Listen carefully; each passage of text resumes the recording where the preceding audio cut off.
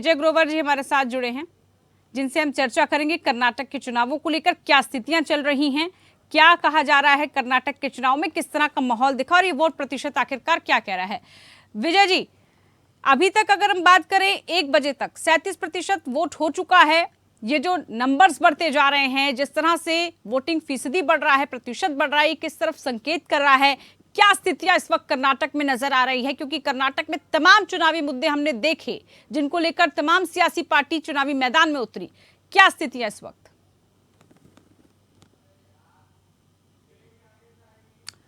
चलिए चर्चा करेंगे उनसे, विजय जी से चर्चा करेंगे, उनसे भी जानेंगे कि आखिरकार क्या माहौल चल रहा है।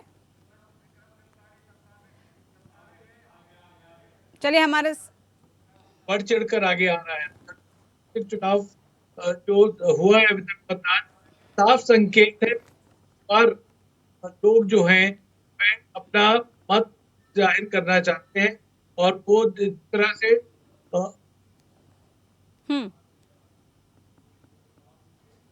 क्या मेरी आवाज सुन जी मिल रही है। हाँ, तो जिस तरह से हमने देखा 38% जो वोटिंग हुई है, ये संकेत है कि इस बार मन बना चुके हैं कि वे अपना मताधिकार प्रयोग करना चाहते हैं और खास करके कोस्टल बेल्ट जहाँ पे कि बंगलुरु और जहाँ पे कि 45% मतदान 1 बजे चुका था। साफ संकेत है कि जो आउटरीच राजनीतिक था वो मतदाता यहाँ पर अपना जो भी ओपिनियन है तैयार होकर आए हैं। उसके अलावा जहाँ पे लिंगायत क्षेत्र है वहां पर हाई हुई है, उसका एक जो नाम होगा वो मिला जुला हो सकता है और उम्मीद तो ये की जा रही है कि इस बार जिस तरह की कुछ हद तक फेरबदल कई सीट में देखने को मिल सकता है। बहुत इंपॉर्टेंट मुद्दे जो आपने बताए भी, और लग रहा है कि इन्हीं के इर्द गिर्द और इन्हीं मुद्दों को लेकर, इन्हीं मुद्दों को सोचकर जनता पहुंच रही है और अपना वोट कास्ट कर रही है। हमारे साथ विक्रम किलपाड़ी जी भी जुड़ चुके हैं, संपादक डिजिटल इंडिया लीगल से। विक्रम, क्या कर्नाटक की स्थितियां जब हम देख रहे हैं और लगातार हम इसको एनालिसिस भी कर रहे हैं, तमाम सभाएं हुई, प्रधानमंत्री से लेकर तमाम बड़े चेहरे हर पार्टी के नजर आए, बीजेपी और कांग्रेस में मुख्य मुकाबला, लेकिन जिस तरह से करप्शन से लेकर अन्य मुद्दे वहां पर दिखाई दिए और जो पैटर्न एक रहता है कर्नाटक का, चाहे हम असेंबली कहें या फिर बात करें कि हर बार सत्ता परिवर्तन, सत्ता चेंज, क्या इस बार का सिनेरियो नजर आ रहा है कर्नाटक में? देखिए, इस बार बीजेपी के खिलाफ जो एंटी करप्शन का जो एजेंडा चला है वो ज़्यादातर कांग्रेस सोशल मीडिया ने ही चलाए हैं। तो ये जो सिटी जो है बेंगलोर सिटी और मैंगलोर मैसूर और Belgaum, Hubli, Dharwad, in urban centre छोड़ के रूरल एरिया में ट्विटर कहाँ तक पहुँचा वो हम देख सकेंगे इस इलेक्शन में। अगर कांग्रेस ये संदेश भेज सकता है वोटर को कि ये बीजेपी वाली सरकार, बसवराज बोम्मई वाली सरकार 40% सरकार रही है, तो कांग्रेस को अच्छी रिजल्ट मिल सकती है। पर ये भी नहीं है कि करप्शन से हर किसी को फ़र्क पड़ता है। जाकि अपने पॉकेट से जब नहीं जाता है तो किसी को फ़र्क नहीं पड़ता ज़्यादातर। लेकिन बाकी चीज़ों से तो फर्क पड़ता है, चाहे बात बेरोजगारी की, महंगाई की करें या फिर जिस हिंदुत्व के मुद्दे की वहां पर बात समझ में आई, वहां बजरंग बली के नाम पर भी चुनाव एजेंडा सेट किया गया। ये तमाम मुद्दे हैं जिससे जनता को प्रभावित किया जाता है। लेकिन इस बीच क्षेत्रीय दलों की अगर हम बात करें विक्रम, क्षेत्रीय पार्टियां किस तरह की भूमिका में नजर आ सकती है? जेडीएस कड़ा मुकाबला वहां पर क्या दे सकती है? आम आदमी पार्टी भी वहां पर उतर रही है, समाजवादी पार्टी ने भी अपने कैंडिडेट्स उतारे हैं वहां पर। क्या इस वक्त वहां पर लग रहा है कि जो लोग हैं, क्योंकि देखिए विधानसभा के चुनाव हम अक्सर कहते हैं जो स्थानीय मुद्दे होते हैं उन पर लोग वोट कास्ट करते हैं, और जो एक अभी तक वोटिंग प्रतिशत रहा है तकरीबन 37% से बढ़ चुका है ये, क्योंकि जब जब ज्यादा फीसदी वोट होते हैं तब भी कुछ और संकेत मिलता है, किसी तरफ इशारा करता है। क्या नजर आ रहा है? देखिए, एंटी इनकम्बेंसी का यही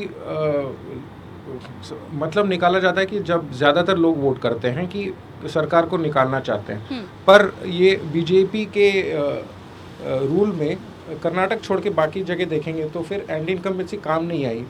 आप अभी नॉर्थ ईस्ट में देख सकते हैं, जहाँ नागालैंड में they came back in good numbers.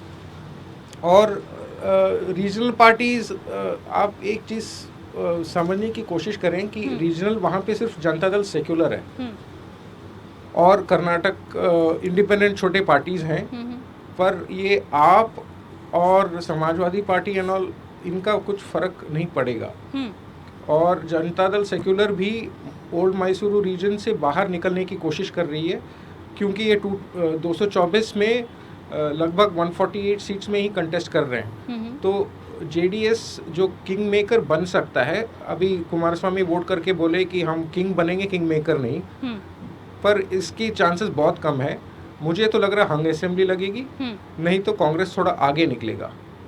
ठीक है, ये स्थितियां आपको नजर आ रही है विक्रम, क्योंकि देखिए वहाँ का इतिहास ऐसा ही रहा है और इसीलिए उसको देखते हुए ये आकलन किया जा रहा है। लेकिन इस बीच विजय जी, क्या आपको वहाँ पर नजर आ रहा है, जैसे आपने अभी थोड़ी देर पहले कहा कि मुद्दे कई थे कर्नाटक में और उन मुद्दों को लेकर इस बार का जो चुनाव है वो काफी अलग भी नजर आया, लोग काफी संख्या में बढ़ चढ़कर हिस्सा ले रहे हैं। सुबह से हम देखें 7 बजे से जब से वोटिंग प्रक्रिया शुरू हुई तब से लोगों की अच्छी खासी भीड़ पोलिंग बूथ में नजर आ रही है, लोग जा रहे हैं।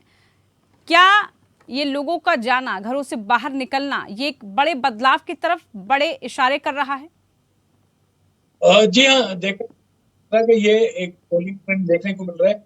शायद ये उत्साह कब तक नहीं देखने को मिल रहा है, तो ये जो साइलेंट, जिसे कहा जाता है कि साइलेंट वोटर जो है वो साफ तौर से अब आगे आकर बढ़ रहा है। विक्रम ने अभी एक जिक्र किया था कि भ्रष्टाचार मुद्दा नहीं बनता क्योंकि लोगों की जिंदगी, क्योंकि जेब पे पैसा नहीं जा रहा है, लेकिन जो पुअर इंफ्रास्ट्रक्चर मिलता है, जिस तरह की बैंगलोर में हमने देखा कि बैड रोड्स, इसके चलते पॉटहोल्स के चलते हुए मौतें, कम से कम 100 चालकों की मौत हुई पिछले 3 साल में। तो ये कहीं ना कहीं आम आदमी को जरूर इम्पैक्ट करता है। बिल्कुल। और ये चीज जो है लोग उसको लेके गुस्से में होते हैं।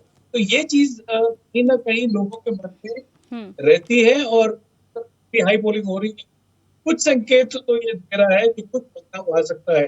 ये बदलाव किस तरफ आएगा ये कहना मुश्किल है कि देश को इसका फायदा पहुंचेगा, क्योंकि जो अमूल नंदिनी का अपराध हुआ था, जिसके चलते जो किसान यूनिट थे वे काफी आक्रोशित थे, या फिर कांग्रेस जिसने कि बजरंग दल वाला एक प्लान किया था अपना मैनिफेस्टो में कि क्या वो उसके चलते माइनॉरिटी तरफ कंसोलिडेट करते हैं। तो काफी ये चुनाव मैं देख रहा हूँ और 13 तारीख को सबकी नजरें हैं, देखिए कि इसका आउटकम क्या हो। बिल्कुल, रिजल्ट जब आ जाएंगे सारे मुद्दे जिन जिन पर भी जनता ने अपना वोट कास्ट किया वो स्पष्ट हो जाएंगे। लेकिन इस बीच विक्रम, क्या ये चुनाव 2024 की अग्नि परीक्षा इसको समझा जाए? आगामी चुनावों को लेकर कहा यह जा रहा है कि एक सेमीफाइनल की तरह इसको देखा जा रहा है, उससे पहले जो कुछ भी हुआ है वो बताया जाएगा, आने वाले इलेक्शंस का भविष्य तय करेगा ये। मैं एक चीज़, ये सेमीफाइनल तो नहीं बोलूँगा, पर एक चीज़ है, अगर बीजेपी यहाँ जीत पाई तो उनके लिए बहुत बड़ा कॉन्फिडेंस का मार्क रहेगा ये, to come back from nowhere. मतलब बीजेपी इतनी पीछे थी, प्राइम मिनिस्टर मोदी के कैंपेन की वजह से आगे बढ़ी है। और जो जैसे कि आपने बोला कि हिंदुत्व कार्ड जो प्ले किया था, Hindutva card has been playing since last year, जो हिजाब वाला बैन शुरू हुआ था वहाँ से शुरू चल रहा है। पर सीएम बम्बई ने तो इंडिया टुडे वाले कॉन्क्लेव में बोला था कि अभी तो हम कुछ पोलराइजेशन नहीं कर रहे हैं। पर देखिए, बीजेपी अगर जीतेगी तो it will be very confident अगले साल के लिए। पर कांग्रेस जो मान रही है कि वो ये जीतने वाली है, 140 प्लस सीट मिलेगा उसको, वो that if the Congress gets 140 seats, very good. नहीं, क्योंकि देखिए सभी बड़े चेहरे कांग्रेस के, ऐसा नहीं है कांग्रेस ने वहां पर एग्रेसिव मोड में कैंपेन करा। कांग्रेस के तमाम बड़े लीडर, सोनिया गांधी 2019 के बाद नजर नहीं है, लेकिन यहां पर वो खुद कैंपेन करने पहुंची, उम्मीदवार के लिए वोट मांगने पहुंची। तो कांग्रेस ने जिस तरह से वहां पर भूमिका तैयार की, उस लिहाज से तो उनका कॉन्फिडेंस भी सही लग रहा है। विक्रम, कॉन्फिडेंस तो थोड़ा और कॉन्फिडेंट लग रहे हैं मुझे, क्योंकि मानता हूं कि जैसे विजय जी बोले थे, अर्बन इंफ्रास्ट्रक्चर में बेंगलोर में बहुत सारे पॉटहोल्स के क्रोकोडाइल ड्रॉ करके बहुत सारे कैंपेन्स चले थे। पर again all over Karnataka they are only wanting good rule and they are not talking about urban infrastructure.